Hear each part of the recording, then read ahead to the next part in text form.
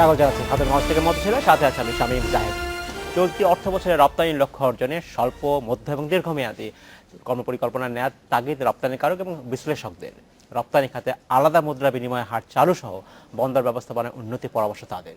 দীর্ঘমেয়াদে নতুন বাজার এবং পণ্যের যথাযথ দাম নিশ্চিত করা না গেলে লক্ষ্য অর্জন কঠিন হবে বলে মনে করছেন তারা।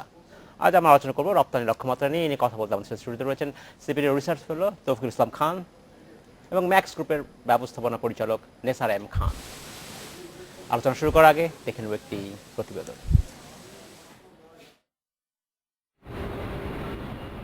অবকাঠামো দুর্বলতা, ডলারের বিপরীতে টাকার শক্ত অবস্থান, ব্রেক্সিট ও যুক্তরাষ্ট্রের রাজনৈতিক পরিবর্তন সহ নানা কারণে গত অর্থ বছরে রপ্তানি প্রবৃদ্ধি ছিল 15 বছরের মধ্যে সর্বনিম্ন।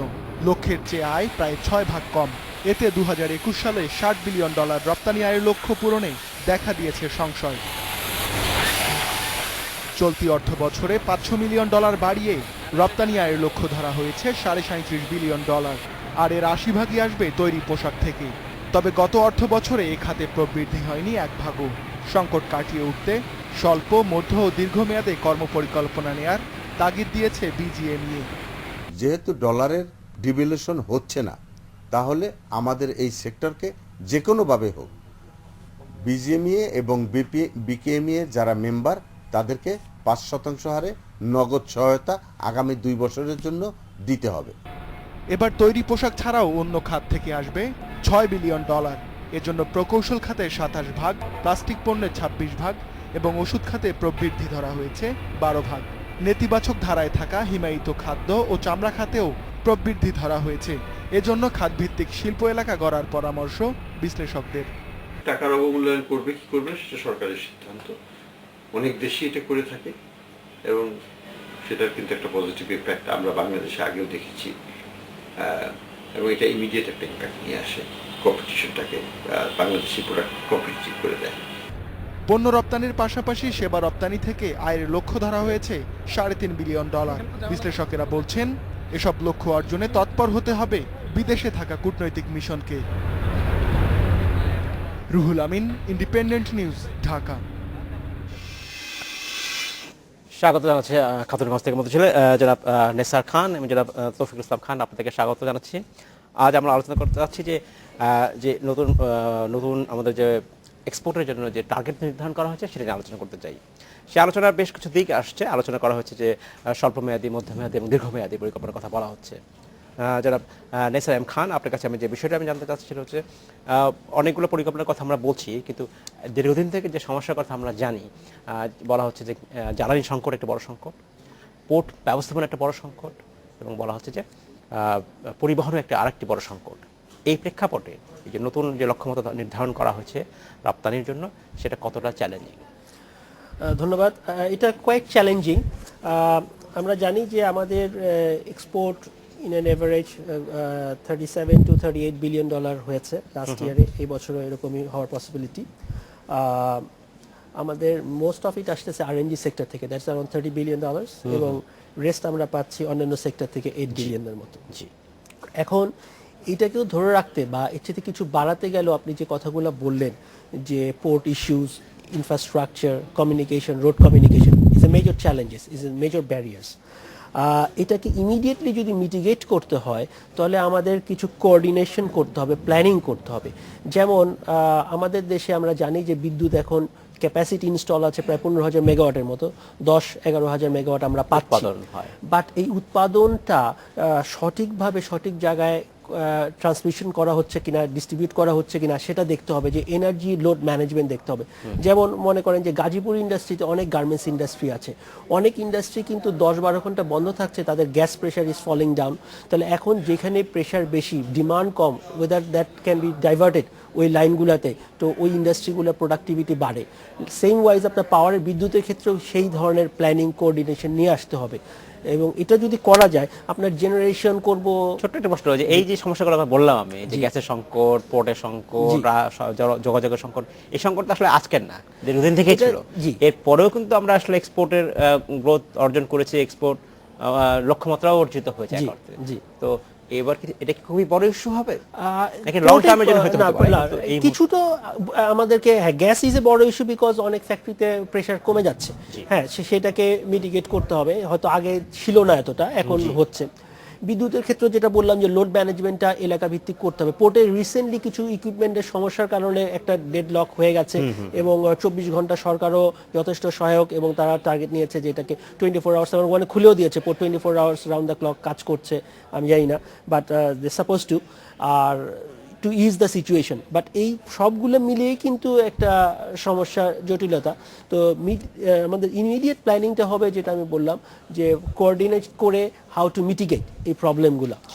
ধন্যবাদ জনাব খান। আমি আপনাকে ফিরে আসবো জনাব তৌফিকুল ইসলাম খান। আপনাকে জানতে চাচ্ছি যে আমরা আমাদের প্রতিবেদন দেখেছি যেখানে একটি প্রস্তাবের কথা বলা হচ্ছে রপ্তানি খাতের জন্য আলাদা মুদ্রা বিনিময় চালু করা একটা প্রস্তাব এসছে, অনেকে বলছেন এটি কি আসলে আমাদের জন্য সহায়ক কিনা বা আসলে ভায়াবল কিনা at the end of the day? না, এটা অনেক ক্ষেত্রে আমি বলবো যে এই ধরনের দ্বৈত মুদ্রার কিছুটা নেতিবাচক প্রভাবও আছে এবং এটা অনেক ক্ষেত্রেই সমস্যা তৈরি করে, বরং একক মুদ্রা বিনিময় হার থাকার বরং ভালো। যেটা আমরা সার্বিকভাবে বলছি সেটা হলো যে বাংলাদেশের অর্থনীতিতে কিছুটা এখন কিন্তু আসলে মুদ্রার যে মান আছে সেটা কিছুটা কমছে, এটা ধীরে ধীরে কমিয়ে আনতে হবে, একবারে কমিয়ে আনাটা আসলে ঠিক না এই কারণে এটার একটা সার্বিক সামষ্টিক অর্থনীতির উপর একটা প্রভাব আছে। কিন্তু কি আমরা ইচ্ছা করে কমিয়ে আনতে পারি না? না, আমরা পারি, আমরা ম্যানেজমেন্টের মাধ্যমে তো এটা করা হয়। কেন্দ্রীয় ব্যাংকের ওপেন মার্কেট অপারেশনস আছে, রেপো বা তাদের যেটা আছে সেখানে তারা ডলার কেনা বেচার মাধ্যমে এটা করে আসছেন, দীর্ঘ সময় খুবই সাফল্যের সাথে করে আসছেন। সাম্প্রতিক সময়ে বরং আমরা কিছুটা হিকাপ দেখছি যে কিছু কিছু ব্যাংকিং এর ক্ষেত্রে ওটা কিন্তু সার্বিক মুদ্রার হার না, কিন্তু বাণিজ্য লেনদেনের ক্ষেত্রে কোনো সময় এর আগে যেমন 2-3 মাস আগে একবার একটা হিকাপ হয়েছিল, হঠাৎ করে বেড়ে গিয়েছিল, আবার এখন একটু কমে এসেছে, আবার কিছুদিন আগে আমি দেখলাম যে আবার একটু সংকট তৈরি হয়েছে। তো সেটা ম্যানেজমেন্ট সমস্যা, সার্বিকভাবে এটা করা সম্ভব, ফলে সেটা একটা দিক আছে। আর দ্বিতীয় যেটা আছে যে সেটা এই ধরনের সাবসিডাইজ ভাবে যদি আমাদের করতে হয় তখন এটার প্রবলেম হলো যে একটা বড় ফিসকাল বার্ডেন তৈরি হবে।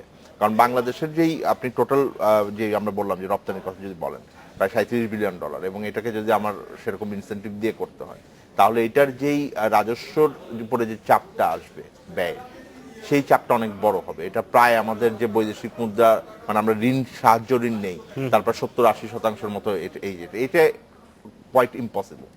যেটা ইম্পর্টেন্ট আমরা দেখতে পেরেছি গত ট্রেন্ডের মধ্যে সেটা হলো যে আমাদের ট্র্যাডিশনাল যে মার্কেটগুলো আছে, বিশেষত যুক্তরাষ্ট্রের বাজারে, ইউরোপিয়ান ইউনিয়ন বাজারে, সেখানে আমাদের পণ্যের চাহিদা অতখানি বেশি ছিল না, অনেক ক্ষেত্রে দাম কমে গেছে।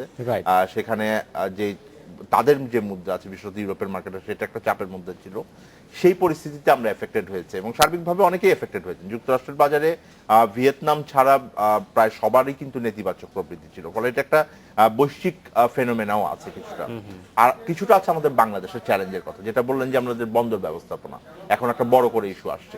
কিন্তু আপনার মনে আছে গত 1-2 বছর ধরে কিন্তু আমরা বলছিলাম যে বন্দর ব্যবস্থা আমাদের যেভাবে লক্ষ্য, আমাদের রপ্তানি বাড়ছে, আমদানি বাড়ছে, সেটার সাথে মিলিয়ে এই পোর্টের ক্যাপাসিটি যদি আমরা বাড়াতে না পারি মধ্যমেয়াদে তাহলে আমরা এটা চাপের মধ্যে পড়বো। সেটার জন্য সরকারের যে পরিকল্পনা ছিল যে মংলা বন্দর ব্যবহার করা হবে বা নতুন করে একটি বন্দর, পায়রা বন্দরের কথা আছে, সেগুলো কিন্তু ফুললি অপারেশনাল সাকসেসফুল ভাবে আসে নাই। তো সেইটা প্রভাবটা আলটিমেটলি তো গিয়ে চিটাগাং বোর্ডের উপরে পড়বে। একইভাবে বিদ্যুৎ এবং গ্যাসের সমস্যাগুলো সেটা যে আমরা হয়তো উৎপাদন বাড়াতে পেরেছি নিঃসন্দেহে 10 বছর আগে যেখানে ছিলাম তার থেকে এখন অনেক ভালো জায়গায় আছে, কিন্তু আমাদের যে উন্নয়ন আকাঙ্ক্ষা আছে, আমাদের 10 বছর আগে যেখানে আমরা রপ্তানি ছিল সেখানে আমাদের রপ্তানি নাই, সেটা হতে পারে। তো সেই বিষয়টা তো গুরুত্বপূর্ণ। ফলে আমার উন্নয়ন আকাঙ্ক্ষার সাথে আমার ব্যক্তি খাতের যেই চাহিদা আছে সেটার সাথে মিলিয়ে তো আমার অবকাঠামো আসতে হবে, সেই জায়গাটা চাপের আছে। কিন্তু বড় সমস্যা যে আরেকটা যেটা আছে সেটা হলো ব্যক্তি পর্যায় থেকে, সেটা হলো আমাদের নতুন পণ্য এবং নতুন বাজার খোঁজার প্রতি আমাদের আরো বেশি আগ্রহ হতে হবে। এটাই আমাদের কাছে বড় করে আসছে এবং সেটা আমাদের গত অর্থ বছরে একদম বড় করে আমি বলবো দ্যাট ওয়াজ দ্য হেডলাইন, যে আমার ট্র্যাডিশনাল মার্কেটে আমাদের রপ্তানি কমে গেছে, আমাদের যে তৈরি পোশাকের উপর আমাদের নির্ভরশীলতা সেই জায়গাটায় আমরা রপ্তানি বাড়াতে পারিনি। কিন্তু আপনি যদি দেখেন আমরা যেটাকে বলি নন ট্র্যাডিশনাল যে আমাদের প্রোডাক্টসগুলো আছে সেখানে কিন্তু প্রায় 8% মতো প্রবৃদ্ধি হয়েছে, আমাদের যে লক্ষ্যমাত্রা ছিল সেটা সমান, এবং নতুন বাজারে আমাদের বেড়েছে। ফলে সেই জায়গাটা এখন গুরুত্বপূর্ণ হয়ে আসছে যে আমরা নতুন আর কি পণ্য জায়গাতে দিতে পারবো এবং নতুন কোন কোন বাজারে আমরা যেতে পারবো। ধন্যবাদ জনাব তৌফিকুল ইসলাম খান। জনাব নেসার খান, আপনাকে জানতে চাচ্ছি যে আমরা যদি এনার্জি সেক্টরের কথা বলি, এনার্জি ইস্যু একটা বড় ইস্যু, গ্যাসের কথা বলি, যে আগামী বছরের মাঝামাঝি সময়ে সম্ভবত ইম্পোর্টেড এলএনজি বাংলাদেশে আসবে এবং সেটা হচ্ছে লোকালি যে ডোমেস্টিক্যালি যেটা প্রডিউস হয় সেটা এই ন্যাশনাল গ্রিডে ঢুকে যাবে এবং বলা হচ্ছে যে প্রায় এর ফলে সংকট অনেকটাই কমে যাবে, গ্যাসের সংকট, কিন্তু দাম কিন্তু বাড়বে। জি, সেটা তো যেহেতু আমরা ইম্পোর্ট করে নিয়ে আসবো, হ্যাঁ। সেটা তো একটা ইন্টারন্যাশনাল প্রাইস আছে। Exactly. তো আমাদের যখন আমরা কনজিউম করব প্রোডাক্টটা, তখন আমাদেরকে তো সেইভাবে প্রাইসের একটা এই বাড়তি দাম দিতে এটাতে ব্যবসায়ীরা কস্ট অফ প্রস্তুত কিনা? প্রোডাকশন বাড়বে, সেটা দেখতে হবে যে কত আমাদের বাড়বে, সেটা স্টাডি করার ব্যাপার আছে। But of course it will impact, but যদি আমরা প্রোডাক্টিভিটি বাড়াতে পারি তাহলে আমাদের হয়তো কস্টটা মানে মিনিমাইজ করা সম্ভব হবে সেই ক্ষেত্রে। আর উনি যেটা বললেন, জনাব খান যেটা বললেন, অফকোর্স আমি অলসো খান, যে আমাদেরকে ইনোভেশনে যেতে হবে, নতুন ডাইভার্সিফিকেশনে যেতে হবে, হ্যাঁ, এবং তার জন্য R&D দরকার আছে এবং নতুন প্রোডাক্ট বাস্কেট নিয়ে কাজ করতে হবে। তাহলে কিন্তু আমাদের এক্সপোর্টের যে অগ্রগতি সেটা আরো ভালো হবে এবং ডাইভার্সিফিকেশন না হলে কিন্তু গ্রোথ হবে না। অ্যাবসলিউটলি সত্য কথা। ধন্যবাদ। আমরা নেব একটি বিরতি। আমরা নিচ্ছি একটি বিরতি, আমাদের সাথেই থাকবেন।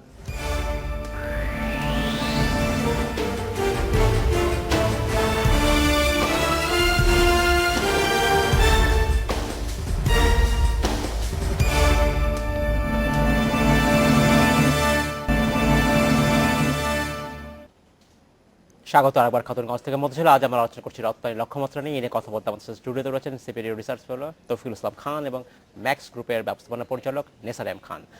জনাব নেসার এম খান এবং তৌফিকুল ইসলাম খান, আপনাদেরকে স্বাগত আরেকবার।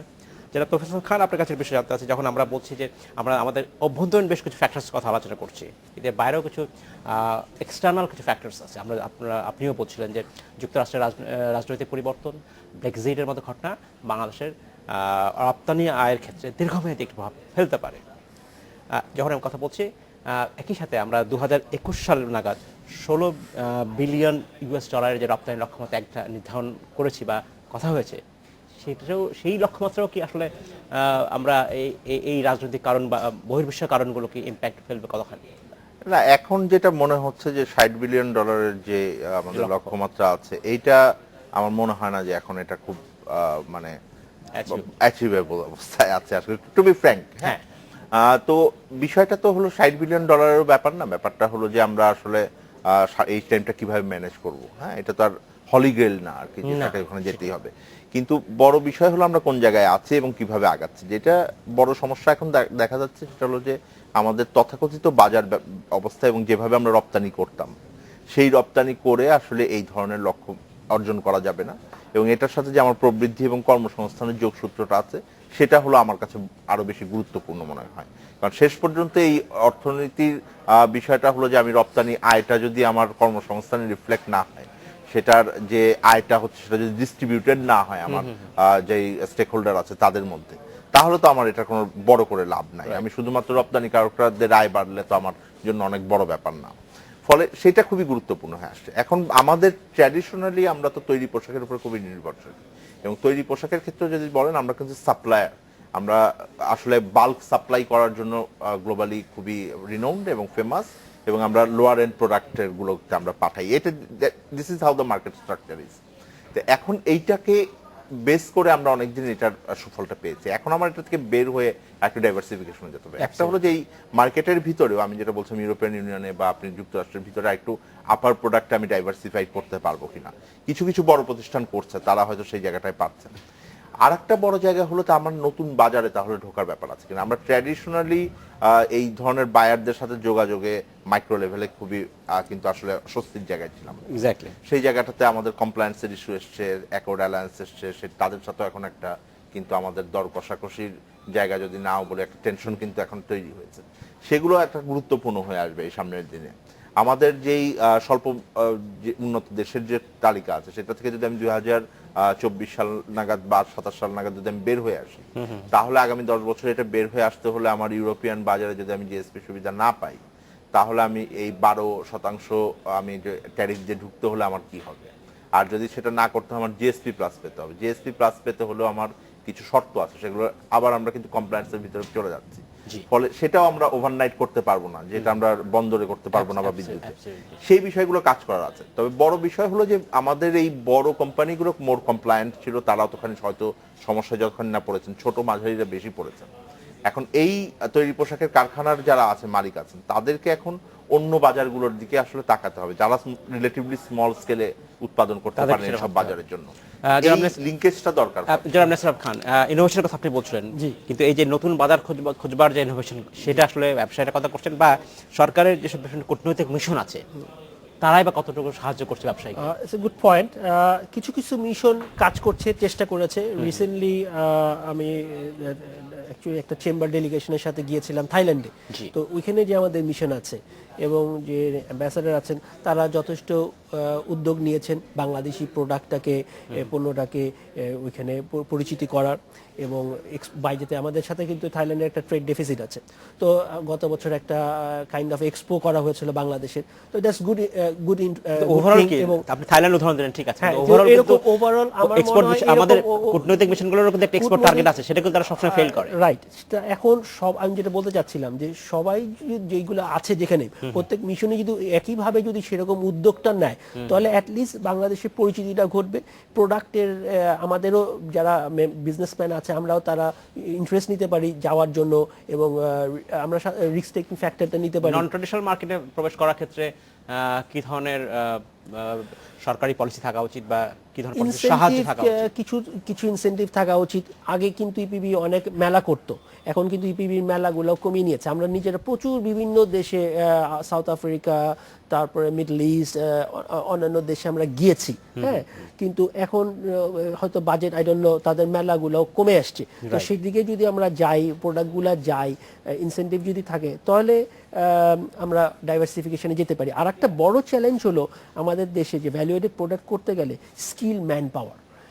এই আমাদের জনগোষ্ঠী অনেক, কিন্তু স্কিল ম্যান পাওয়ারটা কিন্তু, এবং মিড লেভেল ম্যানেজমেন্টটা ইজ এ বিগ চ্যালেঞ্জ এবং বিগ ক্রাইসিস। সেখানেও কিন্তু আপনি দেখেন আমাদের দেশে আরএমজি সেক্টরগুলো, মিড লেভেল ম্যানেজমেন্ট এবং টপ ম্যানেজমেন্টও কিন্তু অনেক ফরেন কাজ করছে, ফরেনাররা আছে, অনেক বিদেশিরা আছে। তো ওই সেক্টরটাকেও আমাদের কিন্তু ডেভেলপ করতে হবে। ধন্যবাদ। জনাব তৌফিকুল ইসলাম খান, আরএমজির বাইরেও আমরা যে কথা বলি, সেটা হচ্ছে প্রকৌশল খাত বা প্লাস্টিক পণ্য বা হিমায়িত মাছ অথবা লেদার সেক্টর, এগুলো খুব গুরুত্বপূর্ণ। এগুলোর দিকে আমরা যথেষ্ট নজর দিচ্ছি কিনা, নাকি শুধু আমরা আরএমজি নেই আসলে সময়টা ব্যয় করছি, সেগুলোও ভাবা উচিত হচ্ছে কিনা? এইটা তো আছে যে নীতি আলোচনার ক্ষেত্রে বা দর কষাকষির ক্ষেত্রে আমাদের দেশে তৈরি পোশাক খাত এত বড় হয়ে গেছে যে তাদের একটা তারা বেশি স্বাভাবিকভাবে আলোচনা বেশি হবে এবং তাদের একটা জোর আছে। অন্যান্য খাতের ক্ষেত্রে কিন্তু সমস্যাটা ভিন্ন। আপনি যদি এইবারে যে লক্ষ্যমাত্রাটা দেখেন বাজারে, সেটাও আপনি দেখবেন যে এটা কিন্তু নন ট্র্যাডিশনাল প্রোডাক্টের উপরে নির্ভরশীল। এবং গত বছরের যে আমি বললাম যে 8% প্রবৃদ্ধি হয়েছে, তার ভিতরে যেটা আমাদের দ্বিতীয় সর্বোচ্চ আসে হলো লেদার সেক্টর থেকে, যেটা আমার নন ট্র্যাডিশনাল প্রায় 20-25% রপ্তানি আয় দেয়। তার কিন্তু প্রায় 16% মতো প্রবৃদ্ধি কমে গেছে আয়। তো সেই জায়গাতে তারপরেও কিন্তু আমরা বাড়াতে পেরেছি, কারণ নন ট্র্যাডিশনাল প্রোডাক্টগুলো তৈরি হয়েছে। একটা এখানে আমাদের ইনসেনটিভ আছে, আমরা নন ট্র্যাডিশনাল প্রোডাক্টের ক্ষেত্রে বা নন ট্র্যাডিশনাল মার্কেটের ক্ষেত্রে যে ক্যাশ ইনসেনটিভ আছে, এটা অব্যাহত রাখতে হবে নিশ্চিতভাবে। আর বড় জায়গা যেটা আরেকটা আছে, সেটা হলো যে আমরা তো উন্নত বিশ্বের সাথে আসলে বাণিজ্যের ক্ষেত্রে আমরা কিছু সুবিধা পাই, সেটা নিয়ে আমরা আমাদের বাণিজ্যিক যে সম্পর্ক, সেটার ভিতরে আমাদের এখন পরিবর্তন হতে। আমরা শ্রীলঙ্কার সাথে এখন দ্বিপাক্ষিকভাবে এফটিএ কথা ভাবছি। আমরা অন্যান্য দেশের সাথেও এই যে বাণিজ্যিক সম্পর্ক আছে সেগুলো আসলে জায়গায় আসবে, এবং সেই বড় করে আমাদের ওই বাণিজ্যিক যে দর কষাকষি, সেটার দিকেও একটা দৃষ্টিভঙ্গির পরিবর্তন দরকার। ধন্যবাদ জনাব তৌফিকুল ইসলাম খান, জনাব নেসার এম খান, আপনাকে ধন্যবাদ। আজকে আমাদের শেষ করতে হচ্ছে, ভবিষ্যতে আপনার সাথে আমরা ধন্যবাদ। ধন্যবাদ।